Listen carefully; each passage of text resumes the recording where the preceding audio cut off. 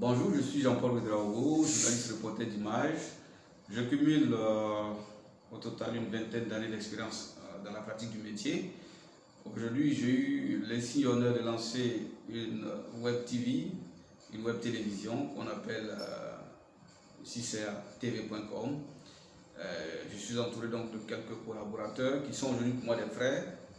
Et à trois, nous avons pris donc la décision de lancer cette web télé là et de promouvoir donc l'image d'une Afrique digne, d'un Burkina Faso qui se construit au quotidien malgré toutes les réalités, toutes les difficultés et le contexte difficile, j'allais dire, que le pays traverse.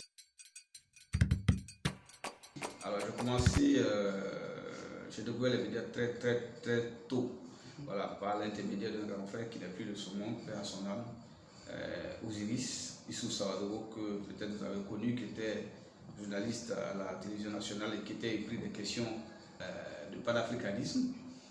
Donc ça a été un fait du hasard, mais il faut dire que bien avant cela, depuis ma classe de terminale, voilà, j'animais des programmes, des émissions dans des FM, notamment comme aussi où j'ai fait ma terminale, mais je ne savais pas que quelques années plus tard, ça allait en être donc une profession.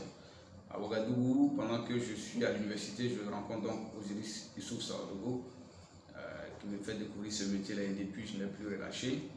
Donc j'ai été journaliste radio pour commencer, d'abord animateur, puis journaliste radio, journaliste reporter, et puis après en 2011 j'ai décidé donc de passer de la radio à la télé. Donc j'ai été à Canal 3 et puis après Canal 3, Africa 24, qui est une télévision panafricaine bien connue aujourd'hui. Donc ça a été ma dernière maison avant de me lancer donc dans cette aventure professionnelle. Voilà. Il faut dire que dans un passé quand même un peu lointain, il y avait beaucoup à dire sur le paysage médiatique, mais il faut dire qu'aujourd'hui il est florissant. Voilà. Pas mal de médias sont nés ces 10 dernières années avec certains médias qui font nécessairement beaucoup d'efforts dans l'accompagnement de leur personnel, dans la prise en charge de leur personnel.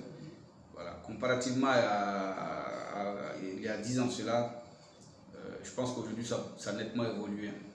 Voilà, c'est vrai qu'il y a quand même certains médias qui traînent toujours le pas pour ce qui est de la convention collective, mais dans l'ensemble, je me dis qu'il y a une nette évolution quand on prend quelques médias de référence.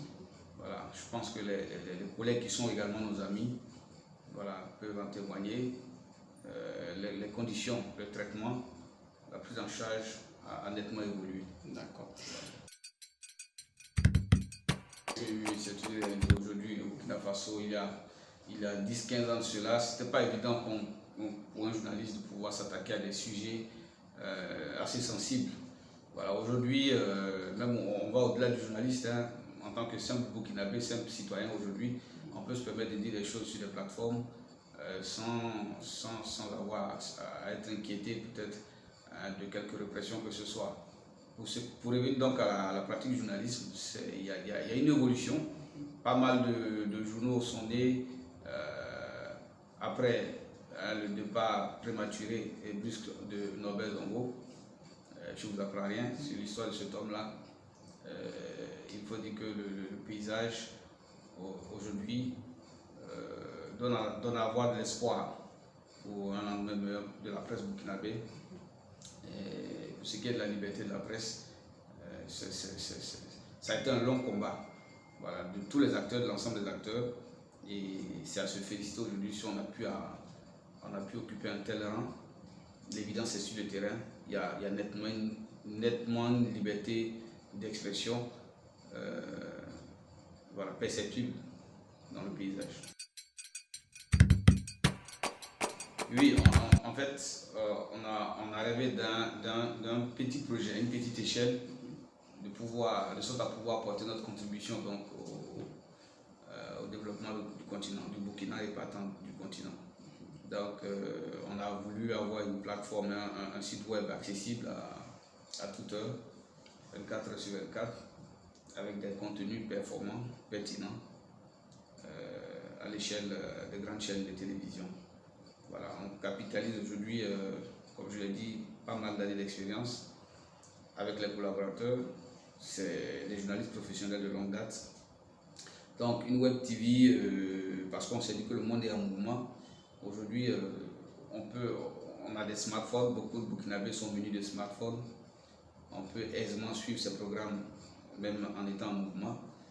Voilà, on a voulu s'adapter à ce nouveau contexte là, du numérique, qui est que le concept de la télévision, comme je l'ai dit dans un média précédent, qui trône au salon, c'est révolu. C'est-à-dire qu'aujourd'hui, on n'a pas besoin d'attendre le programme d'une émission pour pouvoir la suivre à la télé. Voilà, que ce soit sur YouTube Live ou sur Internet, sur Facebook, les réseaux sociaux, Twitter, Instagram. La télé est accessible et à portée de main 24 heures sur 24. Oui, la question du modèle économique, c'est une question qui revient à chaque fois, notamment au cours des interviews. Il faut dire que nous, notre particularité, c'est que nous sommes des entreprises de communication.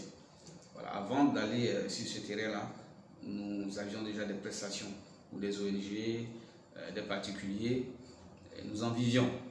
Voilà, donc on va sur un terrain plus ou moins formel et on se dit que lorsqu'on aura pu créer une communauté autour de nos productions, voilà, on sera aisé pour aller donc à la rencontre des annonceurs, des futurs décideurs. Ça ne sera pas un problème.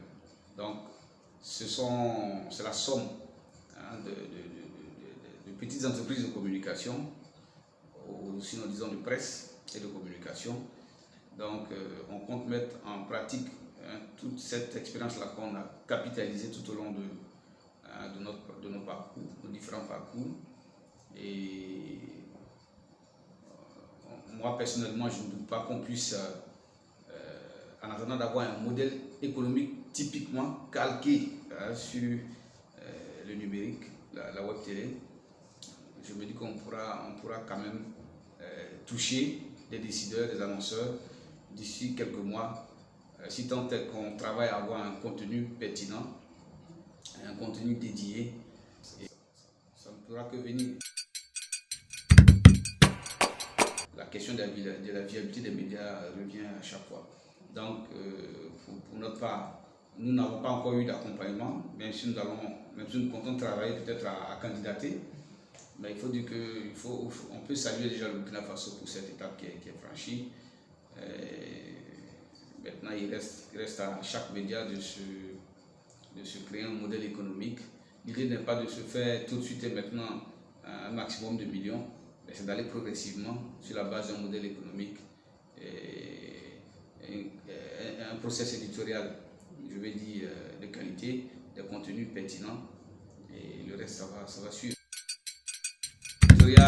C'est ce que je disais, donc c'est un contenu qui va refléter essentiellement les préoccupations et les intérêts des Burkinabés, mais aussi des populations africaines. Et c'est économie, c'est politique, c'est culture, et puis quoi, société, on va dire. Donc c'est un peu ça. C'est pour accompagner comme je disais d'entrée de jeu, les politiques publiques, de sorte à montrer une nouvelle face du Burkina et au-delà du continent. Parce que beaucoup de médias ont une image sombre, peignent une image sombre donc, du continent. Et nous, à notre échelle, nous voulons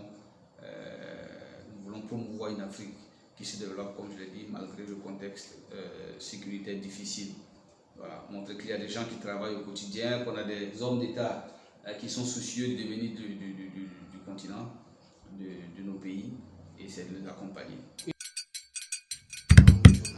Je l'encouragerais, mais je dirais auparavant que c'est un chemin, il y a du chemin à faire. Voilà, il faut se former préalablement. Parce qu'aujourd'hui, sans formation, cela n'est pas évident. Il faut la base de réussite dans tous les secteurs d'activité. Je ne dirais pas que nous avons réussi forcément, mais ça dépend de l'interprétation de chacun. Voilà. Toujours est-il que pour pouvoir mieux exercer dans une profession de rêve, c'est de se former d'abord dans un premier temps, et d'accepter de consentir d'énormes sacrifices. Voilà, aujourd'hui, beaucoup de jeunes veulent apprendre le journalisme. Après quelques heures de terrain, Voilà, certains sont démotivés. Mais nous, on a bravé, on a beaucoup bravé avant d'arriver à cette étape-là. Donc, on ne doute pas que demain sera peut-être que demain on aura la possibilité de dire hautement et fièrement sur des plateaux, d'autres plateaux, ce qu'on a pu faire pour notre pays à notre échelle jusqu'à aujourd'hui. Mais déjà, c'est de dire à tous ceux-là qui veulent embrasser ce métier-là, ce qu'est le métier, c'est de se former à la base. Voilà, après la formation, le reste va s'en suivre.